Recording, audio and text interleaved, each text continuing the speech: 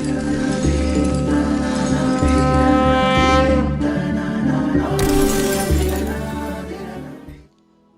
શ્રી સ્વામિનારાયણ. વહાલા ભક્તો, ભગવાન શ્રી સ્વામિનારાયણના દીક્ષિત એવા પરમહંસોની ગાથા એટલે પરમહંસ ગાથા ભાગ પહેલો.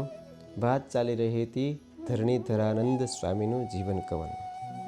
ભગવાન સ્વામિનારાયણે વેણીરામ અને ચંદીલાલની ખૂબ પળે પળે રક્ષા કરી એની વાતો છે.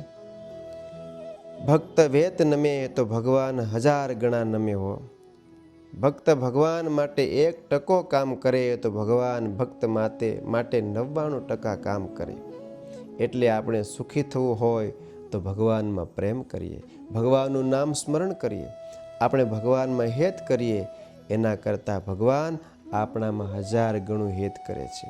આ પરમ સત્યને સ્વીકારીને પ્રભુ પંથે પૂર્ણ વિશ્વાસ અને શ્રદ્ધા સાથે પગલાં માંડવાની ખાસ જરૂર છે.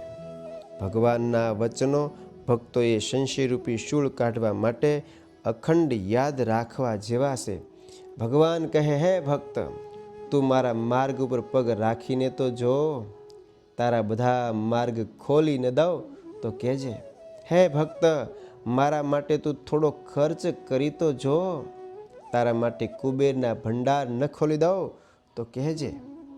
ભગવાન કહેશે કે હે ભક્ત, હા આ મારો મત છે. વડતાલમાં વાલમજી એકવાર બેઠા હતા અને એક ભક્તે કહ્યું કે હે મહારાજ, આ ગરીબ સેવક ઉપર દયા કરો. ત્યારે મહારાજ કહે, સંપત્તિ તો કુબેર પાસે છે, માટે તું પણ તેવો સુખી થા. અને એ જ વખતે એના ઘરમાં કુબેર જેટલી સંપત્તિનો વરસાદ થયો, અર્થાત તે કુબેર જેવો ધનવાન બન્યો. આ ભગવાનની કરુણા છે. ભગવાન કહે છે કે હે ભક્ત, તું મારા માટે એકવાર કડવા વચન સાંભળીને સહી તો લે. હું તારી ઉપર કૃપાનો વરસાદ ન વરસાવું તો કહેજે. ભગવાન માટે ધ્રુવ, પ્રહલાદ, મીરા, નરસિંહ કે નંદ સંતો અને એ વખતના ભક્તોએ કડવા વચન ઓછા સહન કર્યા હતા.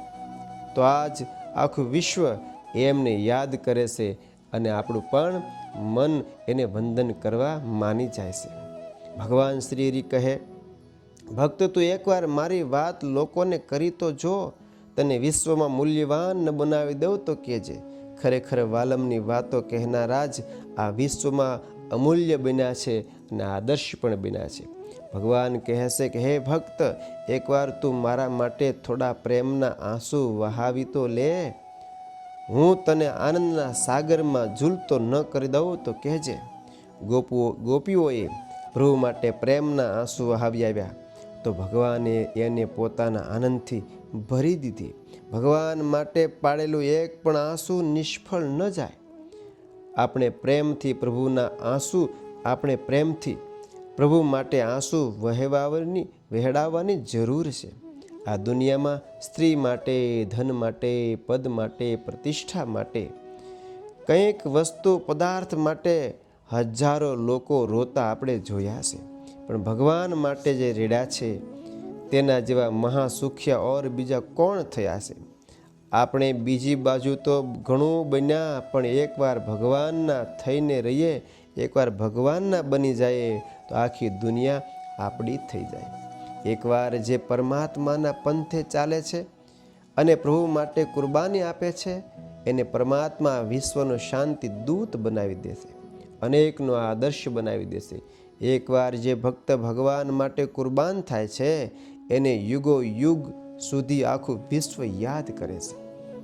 શબરીબાઈ ભીલના ઝૂંપડામાં જન્મ્યા હતા, પરંતુ ભગવાન માટે કુરબાન થયા. તો આજે યુગો ગયા પછી પણ આજ આપણે શબરીબાઈને યાદ કરીએ છીએ. નરસિંહ મહેતા ભગવાનના બન્યા તો આજે એના પદો આખું વિશ્વ ગાય છે, સાંભળે છે. એના ઉપર તો PhD કરે છે. માટે એકવાર ભગવાનના બની જાય એના માટે આખું વિશ્વ ભગવાન એનું બનાવી દે.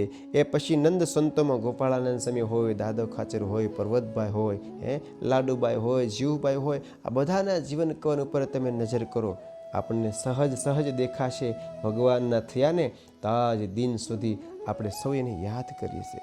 સાચા દિલથી એકવાર ભગવાનના બનવાની જરૂર છે. આપણે જગતના તો જન્મો જન્મ બન્યા, પણ એકવાર ભગવાનના બની જઈએ તો ભગવાન જેવો આનંદ આપણને પણ પ્રાપ્ત થાય. અરે ભગવાન જેવો આકાર, ભગવાન જેટલી આયુષ્ય, ભગવાન જેવા અનોખા આનંદના સાગરમાં ઝૂલતા બની જઈએ. માટે સુખી થવું હોય તો ભોગના નહીં પણ ભગવાનના બનવાની જરૂર છે. આ રીતે કરીને કરવાનું કહે છે. ભગવાન કહે છે કે હે ભક્ત, તું સ્વયંને કુરબાન કરી તો જો. હે ભક્ત, તું સ્વયંને કુરબાન કરી તો જો. તને વિશ્વનું વિસ્મરણ ન કરાવી દઉં તો કહેજે. તું એકવાર મારો તો બની જો. દરેકને તારા ન બનાવી દઉં તો કહેજે. આ પરમાત્માના પ્રત્યેક વચનમાં તેમની કરુણા, તેમની ઉદારતા, તેમની વિશાળતા નજરે ચડે છે. એકવાર ભગવાનના જે થાય છે તે ભગવાનની જેમ યુગો યુગ સુધી આ લોકમાં પોતે અમર બની જાય છે અને અવિચળ ધામને પામે છે. અખંડ આનંદના સાગરમાં ઝૂલતા બની જાય છે. ચંદીલાલ શેઠ ભગવાનના થયા તો ભગવાને એના માટે કેટલું કર્યું, હજુ પણ કરવાના છે એ વિચારવા જેવું છે.